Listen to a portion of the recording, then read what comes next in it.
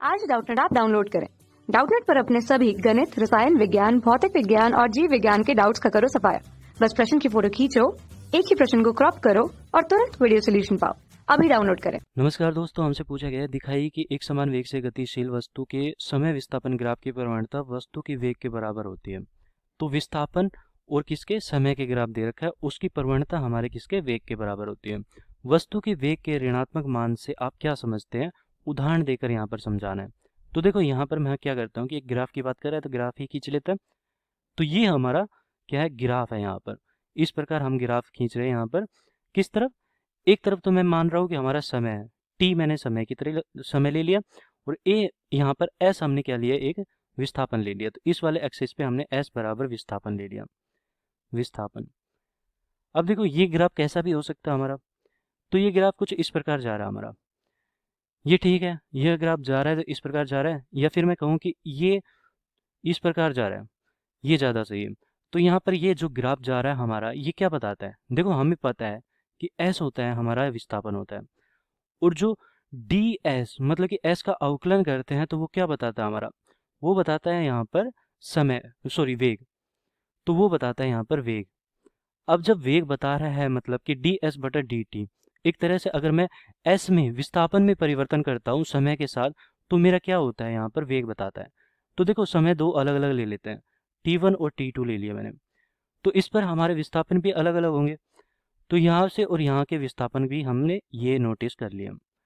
तो ये इस प्रकार है यहाँ पर कि T1 पे हमारा S1 यहाँ पर विस्थापन है, और T2 पे हमारा S2 यहाँ पर विस्थापन है। अगर मैं यहाँ से और यहाँ तक की बात करूँ कि इसकी प्रवणता कितनी होगी, तो देखो इस प्रकार हम मिलान करते हैं, इसका सीधा रेखा मिलान करते हैं, तो इस रेखा की प्रवणता हमारी कितनी है, इसकी है, देखो यहाँ पर हमारा विस्थापन में परिवर्तन S2 माइनस का S1 बटा जितने में परिवर्तन हुआ है T2 माइनस का T1, तो ये प्रवणता होगी यहाँ पर। अब प्रवणता है, अगर मैं क्या करूँ, इस वाले भाग को मैं बहुत छोटा कर देता हूँ, कि ये जो भाग लिया है मैंने, इसको मैं बहुत छोटा सा अल्पांश ले लेता हूँ। ये अल्पांश लिया है मैंने, अल्पांश, अल्पांश। तो देखो ये अल्पांश इतना छोटा लिया है कि मैं इसे डी एस बोल सकता हूँ, मतलब कि विस्थापन का बहुत छोटा सा भाग, इसे अल्पांश डी एस बोल रहे हैं। और ये अल्पांश हमारा कितने में है, डी टी समय में है। ये डी टी समय में है, बहुत छोटे से समय के अंतराल के लिए हमने जो विस्थापन हुआ है वो लिया है। तो ये क्या बताएगा, एक तरह से ये बताएगा यहाँ पर डी एस बटा डी टी हो रहा है। तो ये प्रवणता ही बता रहा है, प्रवणता बता रहा है, तो जो प्रवणता है यहाँ पर वो डी एस बटा डी टी होगी यहाँ पर।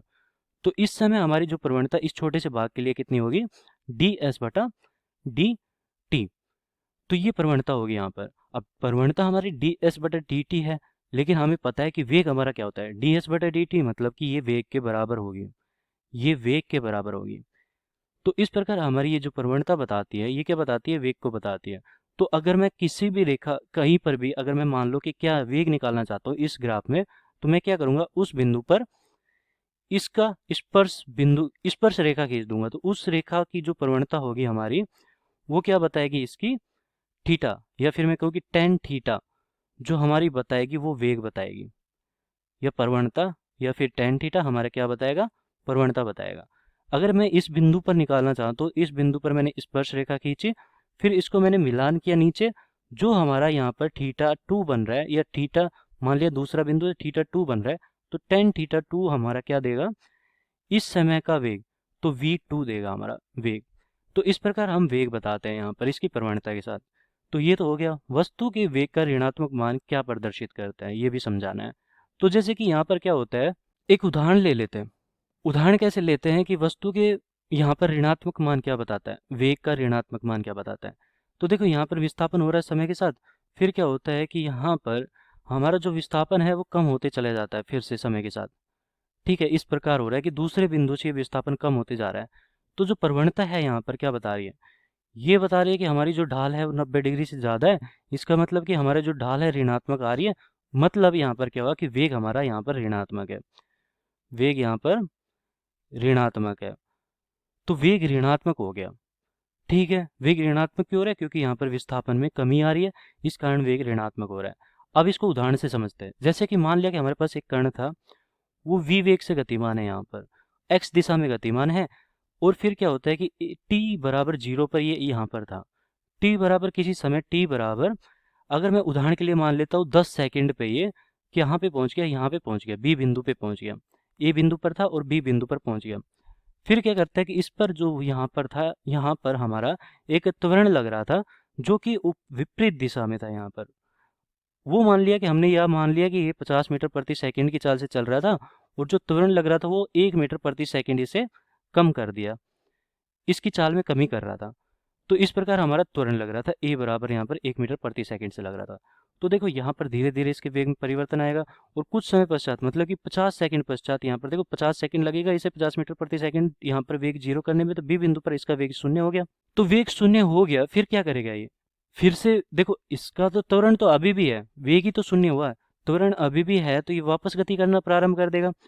तो पहले यहाँ पर देखो हमारे यहाँ से और इस तरफ जा रहा था तो धनात्मक हो रहा था विस्थापन, लेकिन फिर से ये वापस आने लग गया, तो जो हमारा यहाँ पर विस्थापन है वो ऋणात्मक होना शुरू हो गया।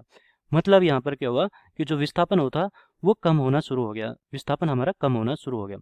और फिर एक मान ऐसा भी आएगा जब हमारा विस्थापन 0 भी हो सकता है, अगर हमारा एक समान त्वरण लग रहा है तो विस्थापन हमारा 0 भी हो सकता है। कब हो सकता है, जब ये कण पुनः अपनी स्थिति में लौट आए, तो ये कण हमारा क्या होगा, विस्थापन हमारा 0 हो जाएगा। तो वेग का ऋणात्मक मान हमारा क्या कहता है कि वेग का ऋणात्मक मान हमारा कहता है कि विस्थापन और समय की ढाल यहाँ पे क्या है, प्रवणता, या फिर कहूँ कि ढाल प्रवणता हमारी क्या है, ऋणात्मक है। तो समय विस्थापन की प्रवणता ऋणात्मक है, समय और विस्थापन की प्रवणता ऋणात्मक है, विस्थापन की प्रवणता ऋणात्मक है, ऋणात्मक है, तो वेग भी ऋणात्मक होगा, ऋणात्मक है तो वेग भी यहाँ पर ऋणात्मक है। तो ये हमारा उत्तर हो गया। धन्यवाद। कक्षा 6 से 12वीं से लेकर नीट, IIT, JEE वो एडवांस के लेवल तक 1 करोड़ से ज्यादा छात्रों का भरोसा। आज ही डाउनलोड करें डाउटनेट ऐप या व्हाट्सएप करें अपने सारे डाउट्स 8400 400 400 पर।